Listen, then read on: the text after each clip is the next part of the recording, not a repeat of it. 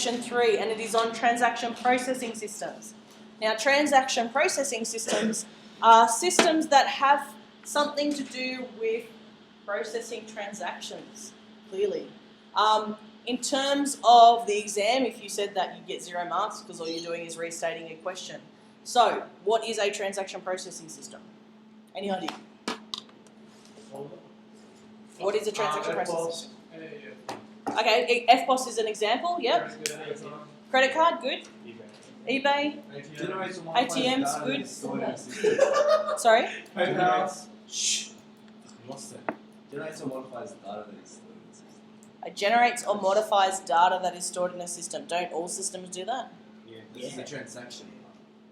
Yep. So already a system that's like input data. Just reading this.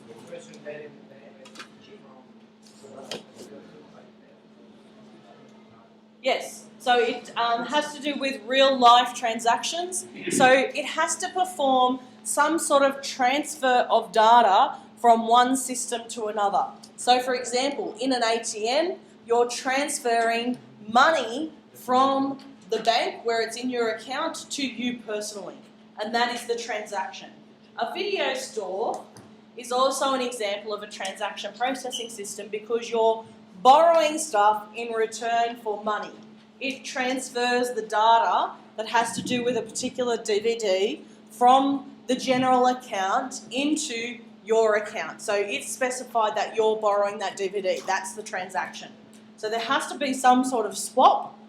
It's basically normally money for services, but it can be any sort of data. So FPOS is a really good example because FPOS transfers money across. Right, so if you're transferring some sort of data, that data is the transaction. All right. There are a number of things to consider within TPS. One is the system batch or real-time? That comes up in every single exam paper. Every single exam paper. What are the information processes in that particular issue? What are the social and ethical issues? Who are the participants or users? Hopefully by now you know what participants are. And you will have to do at some point context and data flow diagrams for those systems. So, can anyone tell me why I've picked this option? What new information is here? Batch versus real time. So the only new information that's there is batch versus real time. A lot of the topic is a repetition from information systems and databases and the Year 11 content. So obviously, your Year 11 content here is information processes, social and ethical issues, participants and users, context and data flow diagrams. You did that all in Year 11. Okay, the only difference here is the context that it's put into.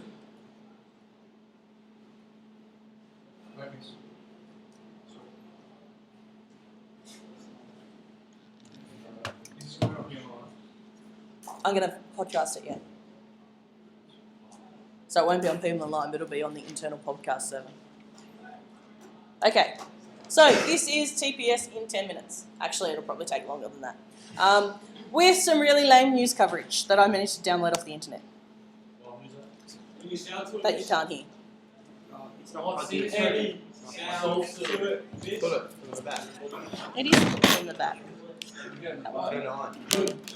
It is turned on. Do I have to use this one? No. It is Douche.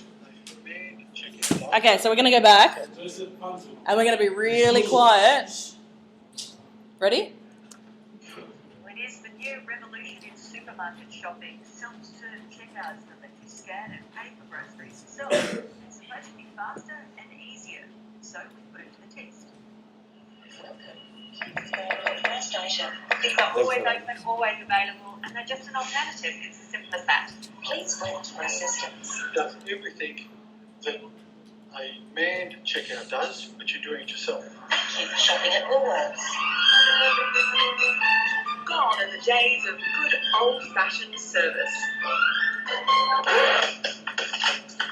These days it's a case of do it yourself. Swipe your card. Whether you're checking in at the airport, filling up at the servo, or withdrawing cash from an ATM, self-service technology is part of everyday life. Now you can skip queues at the supermarket too.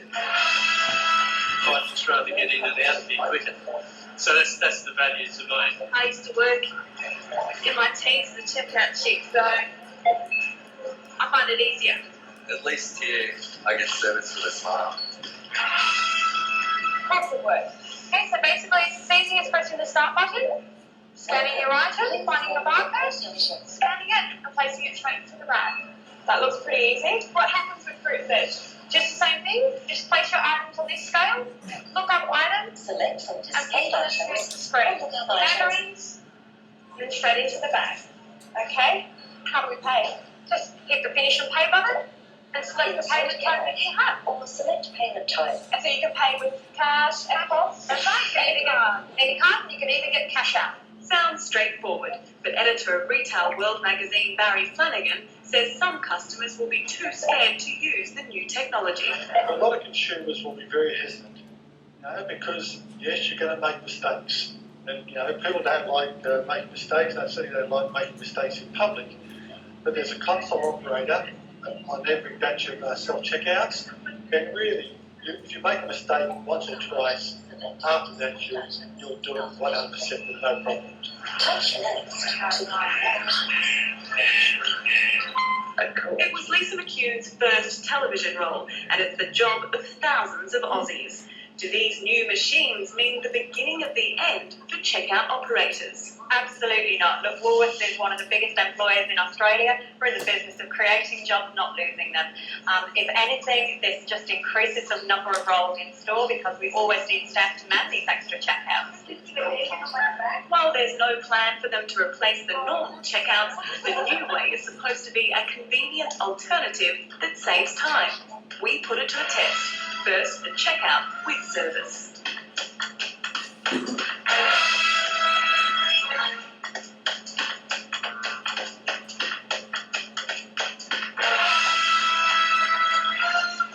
Now for the self-service.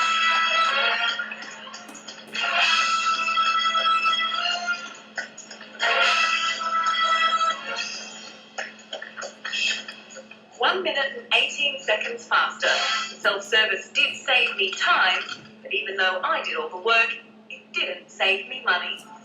Do you think we should get a discount if we're doing all the work? Oh, well, we'll have to see about that. Prices are pretty cheap here as it is. The other thing would be to be able to flick your fingers and have it automatically arrive at your doorstep and home before you get there, but that's a way further off. Just needs a little bit of practice, and more than 70 Woolworths and Safeway supermarkets around Australia will have self-serve checkouts by the end of June, so you better get used to it. For more on that story, go to our 9MSN website. It's not cheap. That's at No. Big W. It is, yeah. Big W, Woolworths. The Woolworths at Listen, sometimes Wentworthville has it now. sometimes if you don't like leave your item on the thing, they feel like link it. I said they get angry. They go, Yeah. Yeah, if you run out of Particularly probably to teenagers generally. Justin, guys, boys. You see what the veggies and fruits, you have to weigh them in? Yep. And it gives you a list of what veggies it is. Could you choose another veggie? Yes, you That's can. cheaper? Yep.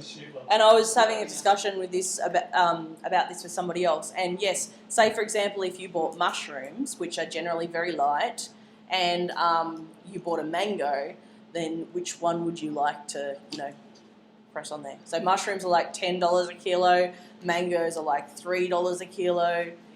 Can't you just lie and just shove it all in and then just... Yes, you can, technically. So to some extent, they're relying on people's honesty. There's also, if you think about it, like there's a 6 registers together, and there's that one person that is supposed to check what you're doing. What ways do they actually check aside from that one person? Signature. They check your signature, yep. So what's the information technology that they use to check your signature? Signature verification. How? It tells them to take out the card. Have you guys ever used one? You sign Yes, Yes, good. Okay. So in terms of information technology, write it down. The information technology that's used, there's one thing is the signing on the board. So there's a touch screen for signing. I always said when they first came out, I was so excited. I'm going, hey, TPS in action. Yes, I'm a bit nerdy. But when I first came out, I was saying, if you could, I actually went to one, and the woman came over to check my signature. So they sign and then they check the signature. And I was saying to her, if you just scanned the credit card with the signature on it, then you could use like text recognition to check whether the signature is actually the signature on the card, and then you wouldn't have to come over and check things. She was a little bit upset. And she was a little bit like, why do I care? She's like 17 Yeah, exactly. So, what other information technology is in that system? The signature pad. The signature pad? Yep, which is a touchpad. What else? Sorry? It gives you options. What barcode scanner. is required in order to give those options? So say when you're doing A display. what sort of display? A touch screen. Okay, so that's part of the information technology. So you touch it, and generally speaking, that makes people more comfortable with what they're using than trying to use a mouse. Sorry? Okay, what other information technology? So we've got touch screen, we've got the signature pad, the weight scale, yep. So you've got, and actually there's two weight scales. One is actually for when you put your vegetables on, and the other one is to check that you've put whatever you've got into the bag. So underneath the bag section, there's a scale, and the scale compares the expected weight of the item against what you've actually scanned in. Sorry? You can scan that, put one in pocket, get another one, put it in the bag. It's Put it in the bag. very difficult. Told you that. I'm sure you can to some extent. What? Aside from the scale, so you've got two sets of scales. Chocolate inside the vegetables you're going to weigh, so that when you put it into the bag. Alright, yeah, just. Okay, we're not doing a lesson on how to steal from Woolworths. So one of the scales is in the where you weigh the vegetables. The other one's on the bags. What else? Somebody said something starting with B. A barcode scanner. Good. So you got a barcode scanner that goes in. Yes, for your credit card. So there's a magnetic strip reader for your credit card. What else? An FPOS machine, yep. What do you need on an FPOS machine? What hardware do you need in order to get the FPOS machine to work? Internet. Internet, good. So you need some sort of network connection to the bank. Communication link. Now remember when we did this and we were downstairs in the PBL room, I said if you were asked something about information technology, particularly in the core questions, this is not a core question, you would need to talk about three things. One of them was hardware, which we've talked about a lot. We just mentioned the communication link. What was the other one? Software. So what software is used in this? That software is stuff. Woolworths standard software. What category of software would that fit into? Customized software. That would be similar to a word processor? No. Database, yes, good. Okay, so in TPS relies heavily on databases because it's basically taking something off, it's like an invoicing system, taking something off, putting it on somewhere else. Okay, so that's the information technology. Yes. Yep. How would discounting work for that? Like, you know how you get those discounted brands? So sometimes you have to call people over and they can key it in for you. So there's still a certain amount of limited people involved. Sorry? It depends on the shop. Normally, yeah, if you've got like a 2-for-1 special, it does that. But I think what Joseph's talking about is, reduce for quick sale. They just put the sticker on top. Yeah. So there would have to be some sort of human involvement there. Who are the participants and who are the users? First of all, what is a participant? A person Entity. that relates to you.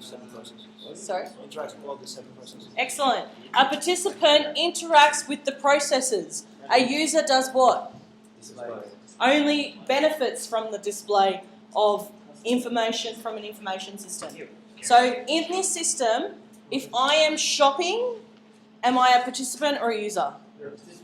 Excellent. Okay. If I'm the person that is making sure that you don't steal, am I a participant or a user? User.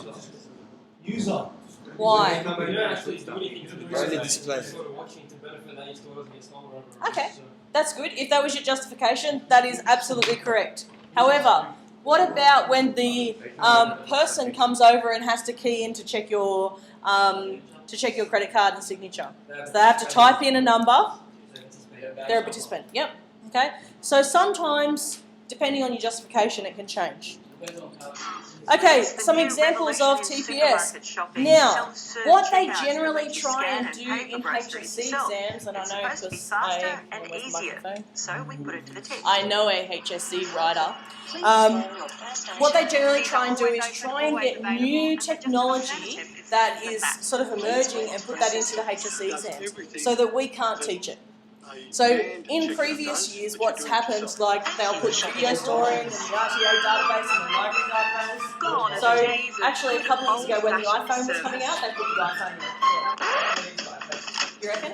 These days, it's a case of It's possible that the multimedia one might be an iPad one, yeah. However, However, checking in at the airport, what it requires you to do is you need to know, you know that diagram that we did at the beginning of Year 11, which says all of the different parts of the system, like participants and users, you need to know how to apply that to any system, because we can't actually predict what's on the HSC question. Okay. Last year, for this question, I'm asked this question actually. It was an airline reservation system.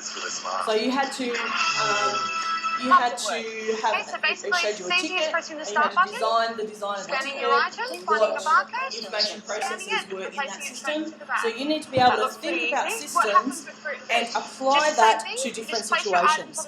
So the best way to study for this is to take one of these systems and try and do an information processes diagram around it.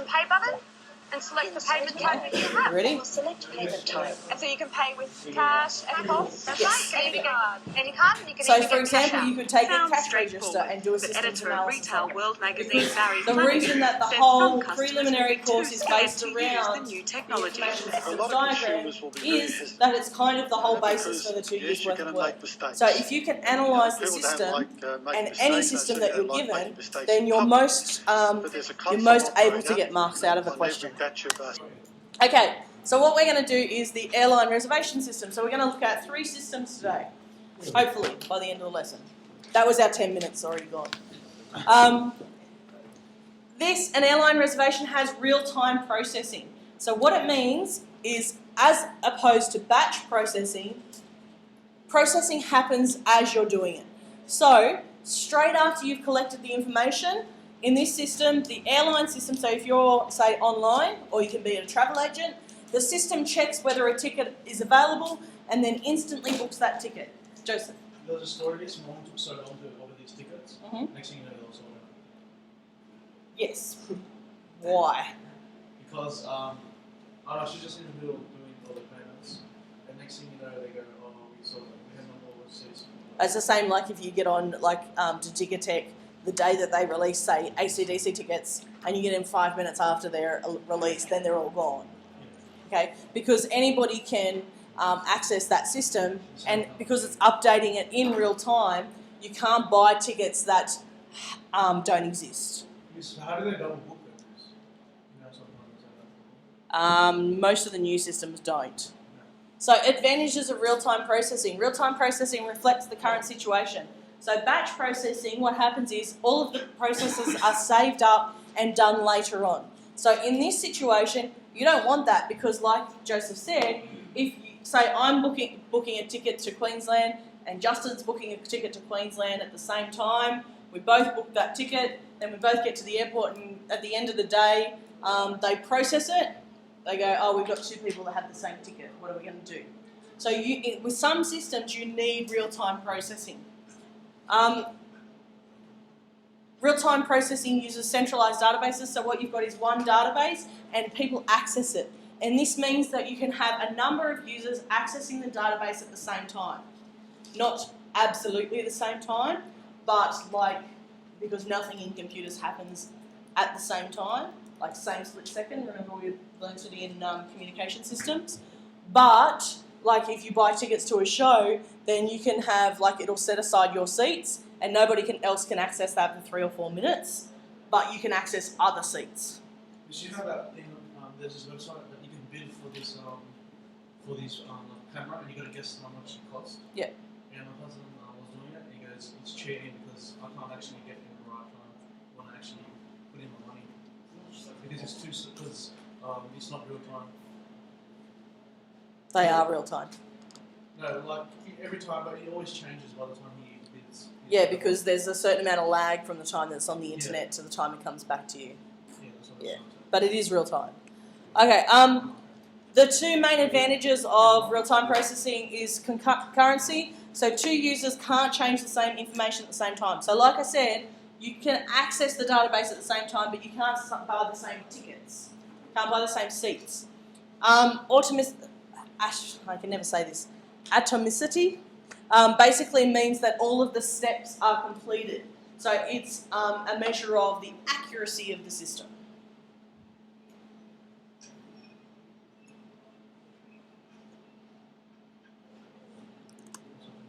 Okay, the problems with real-time processing is that it's much more expensive than batch processing. The reason is you have to have the database open at the same time. You need to do more updating on the data because you're constantly updating it. With batch, you do it all at the same time. You generally find too with real-time data, it means that you can't wait until off time periods. So with batch processing, what you can do is you can do all of the processing overnight and just leave it to run and go away and have your cup of coffee and your nap. With real-time processing, it has to be happening at the same time that it's actually doing it. So your peak times for, say, internet usage are during the day, and that's why. So you'll notice too, if you go and buy something at lunchtime, generally the FPOS machines lag quite a bit. Okay, because FPOS is real-time processing.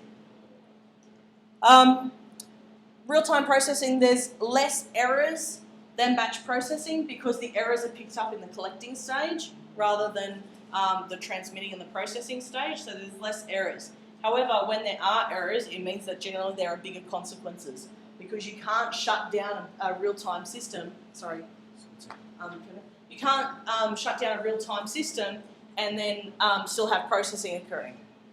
Okay? Whereas batch, you can always put it off to a later date. Generally, you need more people involved in this too. So if you've got, say, for example, a travel agency, it's not you're ringing up and then managing the system and then they're processing it later on. The participants are processing it as it happens.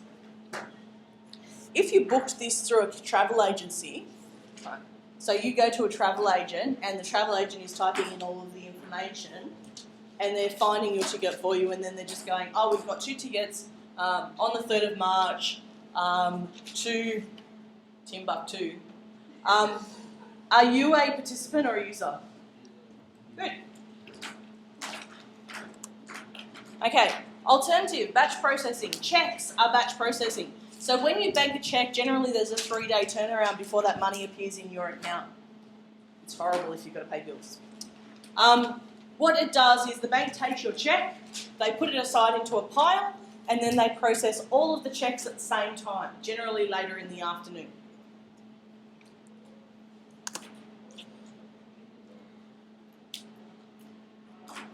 Which is basically what it says there. So collecting the transaction data as a batch and processing it later. Transactions are collected and held for processing until it's convenient or economical to process them. So one of the reasons is it takes up time, so they're going to put it away. Generally speaking, those things have to be similar. So you wouldn't do like a check and a credit card and some FPOS and then some proper transactions where people, God forbid, come in and give money to you. You would generally only have the one thing that's the same. So you'd have a pile of checks, not a mixed batch. Okay, some advantages. If you've got a large volume of data, it generally costs less per transaction. So because you guys know when you do something over and over and over again, it takes less time for you to do it for each one because you get into the groove. It's like when we're marking, we mark all of the papers at once of the same question so that you know what the answer is and you don't have to keep looking back for the answer and trying to compare standards across different questions. Okay? Generally, when you're doing the same thing over and over again, it's much quicker. so it could generally cost less. You can do it in off time, so like I was saying, you can do it at night time. You generally use batch processing when delay time doesn't matter. So FPOS, say for example when you go and buy something, you've got $100 in your bank account, you go and buy something for $99. What happens to that money in your account? It goes out straight away because it's real-time processing. If it's batch processing and you go into Dimitri's shop, I'm going to go and pay $99 to Dimitri. Okay, it's going to batch process this, so it'll do it later. So I'm going to go to Adam, and I'm going to pay $99 to him, and then I'm going to go to Kevin and pay $99 to him, and then to Royce and pay $99 to him. Okay, this is actually the way that FPOS used to work originally. So it used to be batch processed. Credit cards as well. When you remember the old chunk machines? Yeah. You might see them when you go to the doctors now because they sometimes do your Medicare card. Sometimes my credit card doesn't work and they pull out the old machines and they put it across and it had carbon paper and everyone was really concerned with what you did with the carbon paper because it had your signature and the number of your card on it. So you used to have to tear the carbon paper up. That was batch processing because what the shops would do is they would take all of the slips and they would put them in an envelope and they would take them down to the bank and the bank would go, okay, you've got $60 from this person, $20 from this person, $50 from this person. Okay, and if you had a really large amount, because there was no communications network with the bank, you would actually have to ring the bank and say, I've got here a purchase for $1,000. Does this person have $1,000 in their account? And the bank would go, yeah, no problems.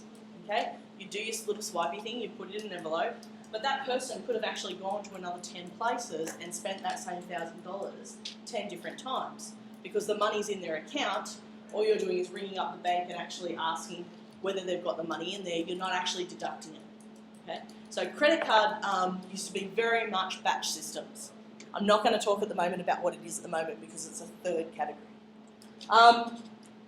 Generally, you would only use it when you've got a batch of records so that are identical in type. So like I said, you need 50 checks, not 20 checks, 20 credit cards and 20 FPOS transactions. Okay, disadvantages. All processing has to wait until a predetermined time. So, like I said, if you have a batch processing system, it only gets processed at a certain time. With checks, it's really painful if you need the money and you go and put the check in, then you've got to wait 3 days. But you know that that's going to happen. We have check balances. Good question. And that would also be the same problem with the credit cards because a person, say if I've got a checkbook and I've only got $100 in the checkbook, I can write as many checks as I want. There's no checking whether there's actually money in there. And generally, the person who banks the check, so if you write me a check and it bounces, I have to pay the fee for it bouncing, not you. Okay, you can't correct errors during the process because once you start doing it, you're processing it all the time. You can't then stop when there's an error.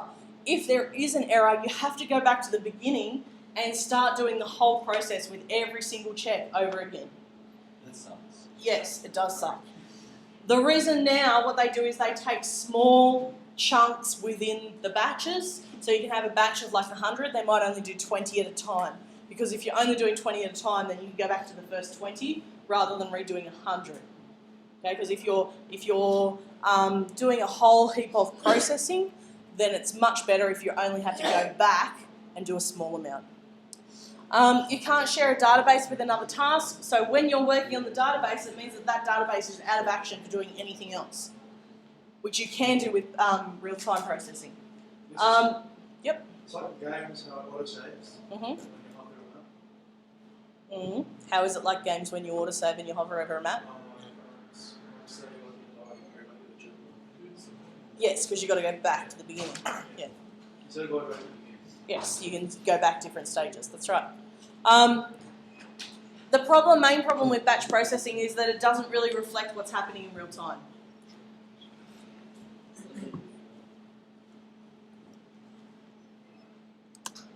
Okay, now the reason that I wasn't going to talk about credit cards is because credit cards are a third category, which is some things appear like real time.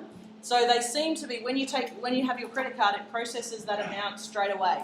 It gets taken out of your account. However, they are actually batch. So what happens with your credit card, okay, see here it says cardholder makes your purchase. Then it sends a request for approval to the bank. The bank verifies that you've got that much money and it approves the purchase. Then what it does is the person lets you take the amount home. That then gets saved for later on. So if you've got a credit card, it'll actually say on there process date and effective date. So like the effective date is when you purchased it, and the process date was when the bank actually cashed, like when the bank actually transferred money from your account across to the merchant's account. Okay? Sometimes that can actually be about 3 or 4 days wait, depending on how good the merchant's bank is. Here we've got clearing and settlements. So basically that then goes to the card, the person that you're paying, and then the money gets put into their account. So it seems to be a real-time process, but it's actually a batch process. So